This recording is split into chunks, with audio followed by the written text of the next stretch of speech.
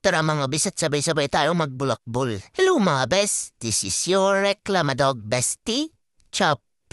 Ako, dis oras na ng gabi sinama-sama pa ako ni dading magbulakbol. Ako, bilisan mo maglakad daddy at baka may mga bad guys. Si Bakikang at si mami ay naiwan ng mga bestel na buwert pa si mami ko. Mula sa bahay, walking distance nga lang itong Ayala Mall Phillies. O daddy, pag may bad guys mamaya, ganito ang takbo natin ha. Ready ka na? 1, 2, 3, go! Takbo! Bilisan mo! Putik na yan, bilisan mo daddy. Anong klaseng Majo wins yan? Ano ba'y lugi ako niyan? Pag nahabol tayo ng mga bad guys, hindi kita maiwan dahil nakatali ako sa iyo. Bilisan mo! Pagkatapos ng takbuhan ay nakarating naman kami dito sa bilihan ng mga toys. Diyos ko ka, ayusin yung mga desisyon mo sa buhay at baka pag uwi natin ay dalawa tayong luluhod sa asin. Buti na lang at wala naman pala siyang pambili kaya lumabas na kami. Oh, la, asan kaya ang Jollibee? May nagiya na ang lumipat ng mall si daddy ko. Naku daddy, bali nang ma-snatch tong cellphone mo, wag lang ako. Hey, gusto mo yarn? Next stop ay Robinson's Metro East. Tatlong mall kasi yung malapit sa amin mga bis, kaya yan ang nilalakad lang namin. Daddy, hanapin natin yung Jollibee dito ah.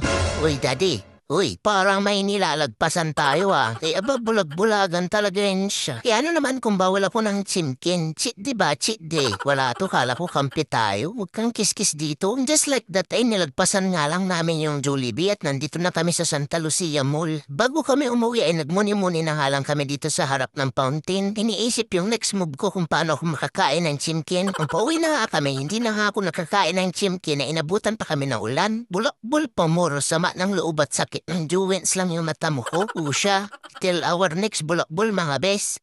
Ingat kayo lagi and spread positivity.